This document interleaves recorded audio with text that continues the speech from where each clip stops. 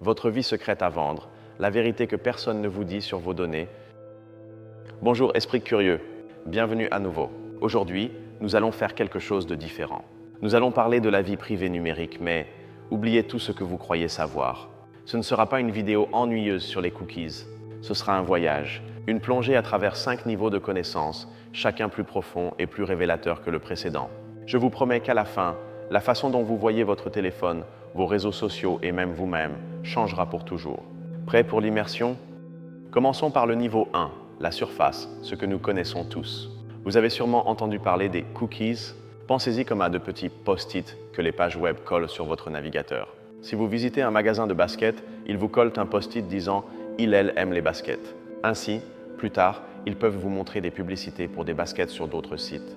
Simple, n'est-ce pas? C'est le marché le plus connu d'Internet, des services gratuits en échange de la visualisation de publicités qui vous intéressent.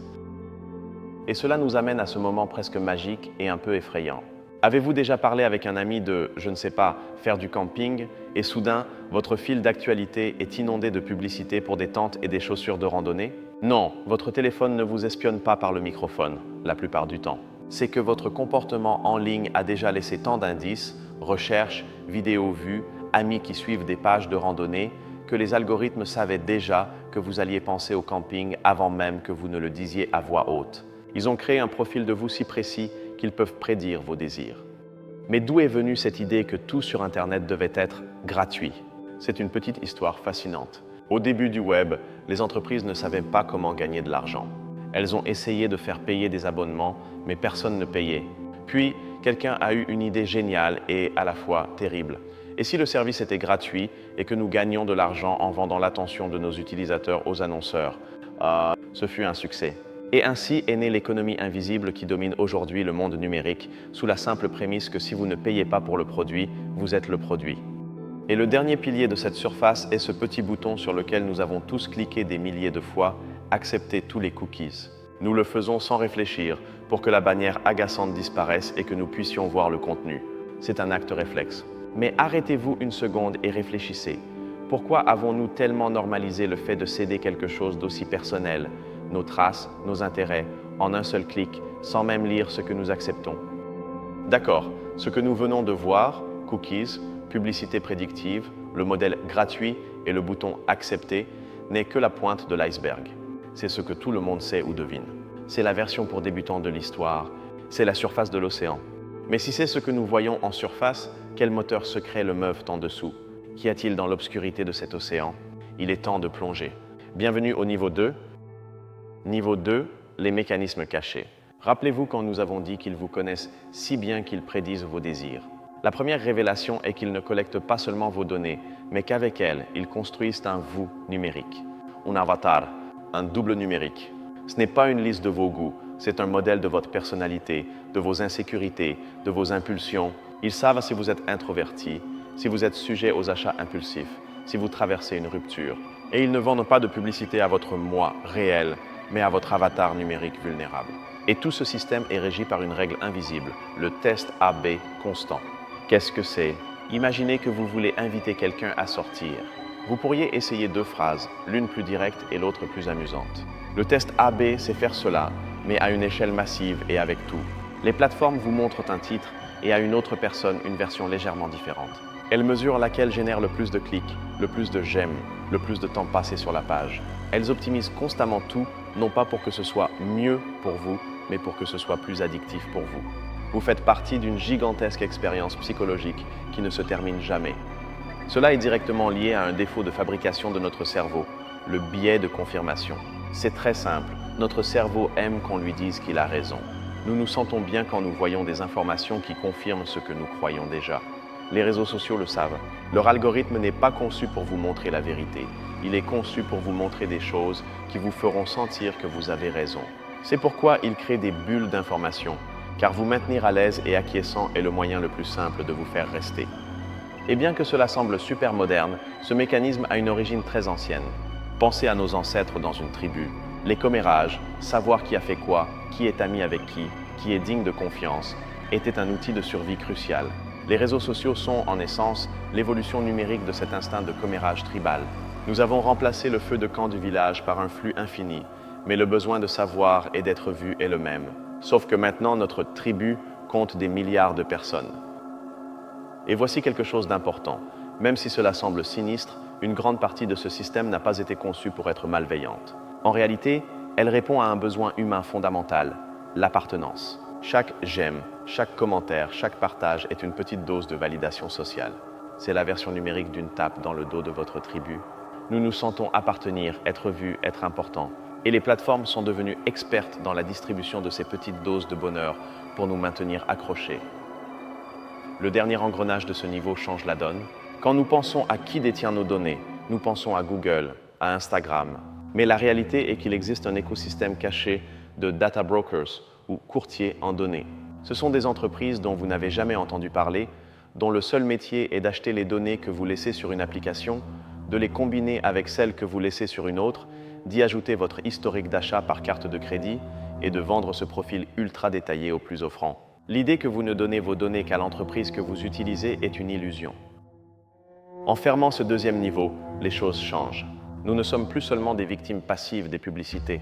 Comprendre ces rouages, l'avatar numérique, les tests constants, nos propres biais et l'industrie cachée des courtiers en données nous donne du pouvoir. Cela nous permet de voir derrière le rideau et de comprendre les forces qui façonnent notre vie numérique.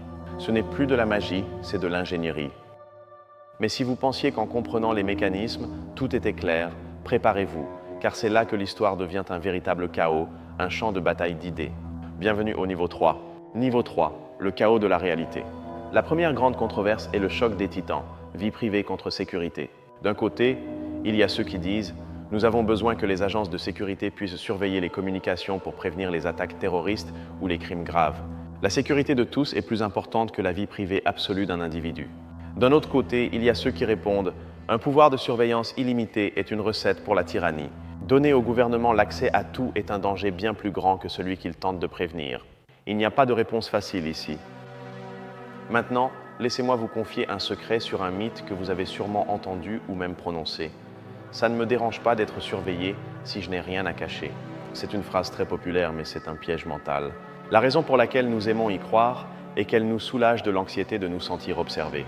Il est plus facile de faire semblant que cela n'a pas d'importance. Mais la vie privée ne consiste pas à cacher de mauvaises choses. Il s'agit d'avoir un espace pour être soi-même, pour faire des erreurs, pour explorer des idées impopulaires sans crainte. Ce n'est pas avoir des secrets, c'est avoir la liberté. Et cela nous mène à un paradoxe incroyable, un vrai nœud au cerveau, le paradoxe de la vie privée. Dans les sondages, les gens disent qu'ils attachent beaucoup d'importance à leur vie privée. Bien sûr, mais ensuite nous allons sur Instagram et publions des photos de nos vacances, de nos repas, de nos enfants et nous racontons à une application de test quel personnage de Disney nous serions. Nous disons une chose et faisons le contraire. C'est un dilemme entre notre moi rationnel qui veut se protéger et notre moi émotionnel et social qui veut se connecter et partager. Et voici la question éthique que nous devrions nous poser plus souvent. De nombreux algorithmes qui dessinent de choses importantes, comme si vous obtenez un crédit, si vous êtes appelé pour un entretien d'embauche ou même la durée d'une peine, sont entraînés avec des données du passé. Et le passé, soyons honnêtes, est rempli de nos préjugés en tant que société. Le résultat est la discrimination algorithmique. Un système qui, sans que personne ne le programme pour être raciste ou sexiste, apprend à l'être parce que les données avec lesquelles il a appris l'étaient.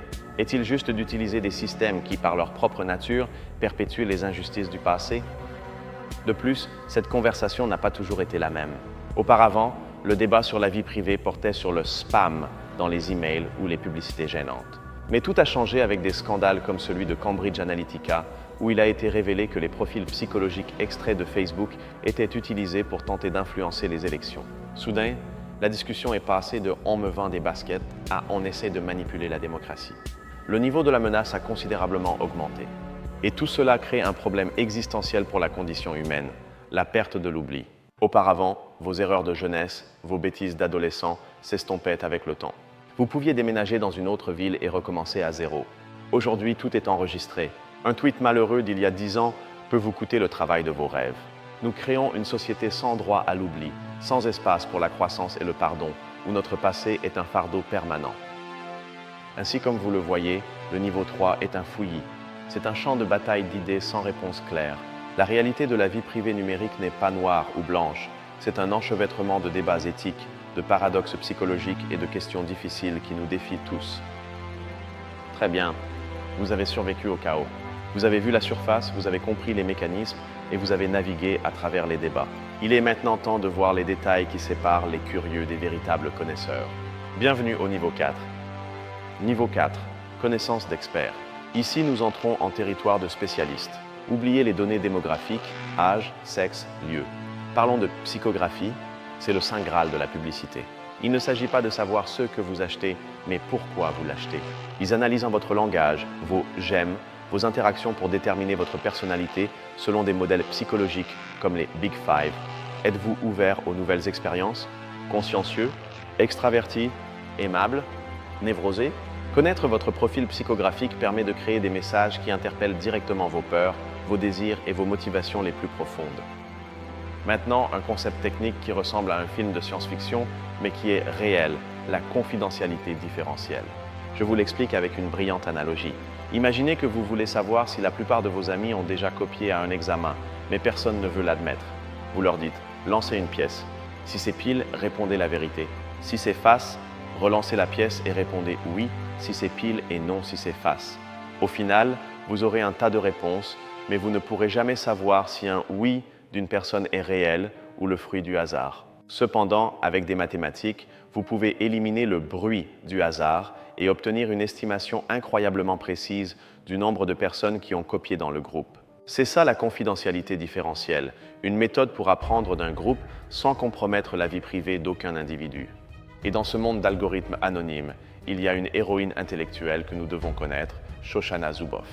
C'est une professeure de Harvard qui, il y a de nombreuses années déjà, a inventé le terme de capitalisme de surveillance. Elle était comme une prophétesse criant dans le désert, avertissant que ce nouveau modèle économique ne se contentait pas d'enregistrer notre comportement, mais qu'il était conçu pour le modifier au profit des entreprises. Au début, peu l'ont écouté. Aujourd'hui, son travail est la base pour comprendre le monde dans lequel nous vivons. Et face à ce système surgit une théorie rebelle, une idée qui bouleverse tout, la dignité des données, ou les données comme travail. L'idée est simple, si nos données sont le pétrole de la nouvelle économie, si elles sont si incroyablement précieuses, pourquoi les donnons-nous en échange d'emojis et de filtres pour selfies? Cette vision propose que nos données nous appartiennent et que nous devrions être rémunérés pour elles. Nous devrions pouvoir leur fixer un prix ou même nous syndiquer en tant que travailleurs des données pour négocier collectivement avec les grandes plateformes. C'est un changement de paradigme radical. Maintenant, une découverte scientifique qui va à l'encontre du bon sens. Nous pensons tous que plus de données, c'est toujours mieux pour prédire quelque chose, n'est-ce pas? Eh bien, il s'avère que non. Des recherches montrent qu'à partir d'un certain point, ajouter de plus en plus de données n'améliore pas les prédictions. En fait, parfois, cela les aggrave. Trop de données peuvent introduire du bruit et de faux schémas qui confondent les algorithmes. C'est une leçon d'humilité pour le big data. La quantité ne l'emporte pas toujours sur la qualité. Et voici le moment Eureka, le concept qui unit tout ce que nous avons vu. On l'appelle la trace numérique ou digital exhaust en anglais. Pensez-y comme la fumée qui sort du pot d'échappement d'une voiture.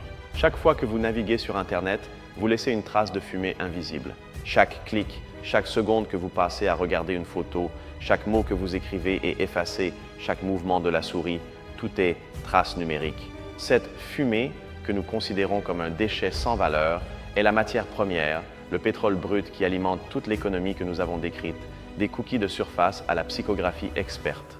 Tout est basé sur la collecte et le raffinage de cette fumée. En clôturant le niveau 4, nous nous rendons compte que ces détails ne servent pas seulement à paraître plus intelligents lors d'un dîner. Connaître la psychographie, la confidentialité différentielle ou le concept de trace numérique nous donne une vision du monde beaucoup plus nette, plus authentique. Cela nous permet de voir les structures invisibles qui nous gouvernent. Nous avons atteint la limite de ce qui est connu avec certitude. Nous avons cartographié le territoire connu.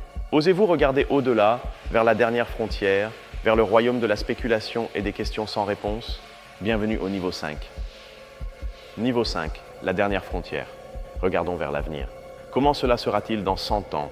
Peut-être que chaque personne aura un agent IA personnel dont la seule fonction sera de protéger sa vie privée, négociant en temps réel avec les algorithmes des entreprises quelles données partager et en échange de quoi. Ou peut-être que le scénario sera plus sombre, un indice de confidentialité, comme l'historique de crédit actuel, où vos décisions passées concernant le partage de données déterminent votre accès aux assurances, aux emplois ou même aux relations. Et cela nous amène à la question la plus profonde que la science, à ce jour, ne peut répondre.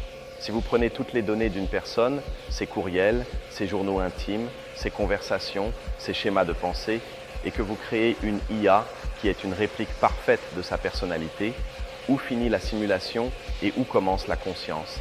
Si cette IA peut penser et ressentir comme cette personne, n'est-ce qu'un écho ou est-ce une nouvelle forme d'existence de cette personne? Quelle est la ligne qui sépare nos données de notre « moi » ? Et ici, une idée qui pourrait vous épater. Pensons au contrôle prédictif. Si un système vous connaît si bien qu'il peut prédire avec 99% de certitude ce que vous allez choisir entre deux options et qu'en plus, il peut subtilement modifier votre environnement en vous montrant une nouvelle, une publicité, un souvenir, pour vous pousser vers l'option qu'il préfère, avez-vous toujours votre libre arbitre? Ou, sans vous en rendre compte, êtes-vous devenu un acteur exécutant un scénario écrit par un algorithme? Mais tout n'est pas dystopique. Comprendre et maîtriser cette économie des données pourrait être la clé de l'avenir de l'humanité. Imaginez pouvoir utiliser d'énormes ensembles de données parfaitement anonymisées et protégées pour simuler la propagation des pandémies et les arrêter avant qu'elles ne commencent, ou pour optimiser les réseaux énergétiques mondiaux et lutter contre le changement climatique. Le même pouvoir qui peut être utilisé pour nous manipuler pourrait être utilisé pour nous sauver. Le défi est purement humain. Pouvons-nous développer la sagesse éthique pour l'utiliser correctement? Et la dernière idée, la plus provocatrice. Peut-être, juste peut-être, la vie privée telle que nous la concevons est une anomalie historique. C'est un concept très moderne, né avec les villes et la vie anonyme. Pendant la majeure partie de notre histoire, en tant qu'espèce, nous avons vécu dans de petites tribus où la vie privée n'existait pas. Tout le monde savait tout sur tout le monde. C'était la norme. Et si ce monde hyper-connecté, où tout est partagé et tout est su, n'était pas un futur étrange et terrifiant, mais un retour à notre état naturel, mais à l'échelle tribale de milliards de personnes. Le voyage est terminé. Nous avons descendu les 5 niveaux, de la simple surface aux profondeurs vertigineuses de la spéculation. Maintenant, avec cette nouvelle perspective complète, il est temps de contempler l'incroyable panorama que nous avons découvert. C'est incroyable. Au début de ce voyage, nous parlions de quelque chose d'aussi simple et familier que les cookies qui nous montrent des publicités pour des baskets. Cela semblait presque trivial.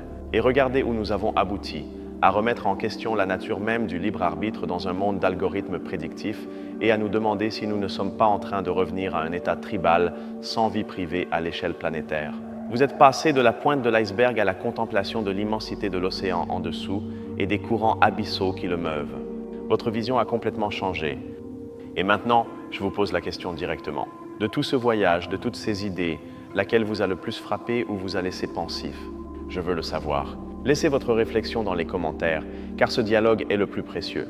Un grand merci pour votre temps et votre curiosité. Si vous avez aimé cette plongée dans les profondeurs de la connaissance, abonnez-vous, car de nombreux autres voyages comme celui-ci nous attendent. À la prochaine, Esprit curieux.